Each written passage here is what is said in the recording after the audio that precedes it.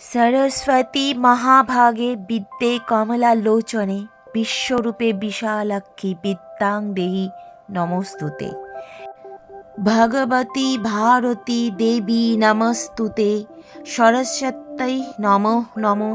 वेदो वेदांग वेदांत विद्या स्थानेभ्यो एवच एष सचंदन पुष्प बिल्व पत्रांजलि सरस्वत्यै नमो। বিদ্যা, বুদ্ধি ও সুশিক্ষা লাভের জন্যই মা সরস্বতীর আরাধনা করা হয়। এই শক্তিশালী মন্ত্র জপ করলে যা পাওয়া যায়। এই তিথি থেকেই বসন্তের সূচনা হয়।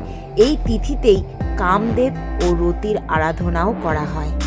জ্ঞানের দেবী সরস্বতীকে সব বেদের জননী বলা হয়। মা সরস্বতী ব্রহ্মার সব জ্ঞান বুদ্ধির ভাণ্ডার। স্বয়ং ব্রহ্মা সরস্বতীকে বাগ দেবী নাম দিয়েছিলেন, কারণ তিনি ছিলেন ভাষা ও ধ্বনির প্রতীক।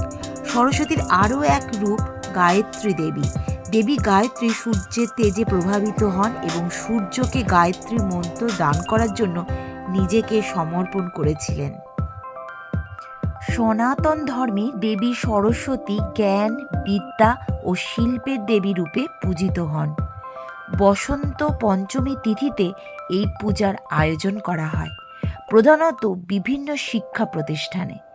দেবীর পরনে থাকে সাদা বা বাসন্তী রঙের বসন, আর পূজা করা হয় সাধারণত গাঁদা ফুল দিয়ে। ছাত্রছাত্রীরা এই দিন উপোস করে দেবী সরস্বতীর অঞ্জলি দেন। আর ছোট ছোট মেয়েরা পরে শাড়ি আর ছেলেরা পাঞ্জাবি পরিধান করে। এই দিন প্রধানত আখ, কুল, বিভিন্ন ফল এবং বিভিন্ন মিষ্টান্ন দেওয়া হয় দেবীকে প্রসাদ হিসেবে। অনেক বাড়িতে সরস্বতী পূজার পরের দিন বাসি খাবারও খাওয়া হয়।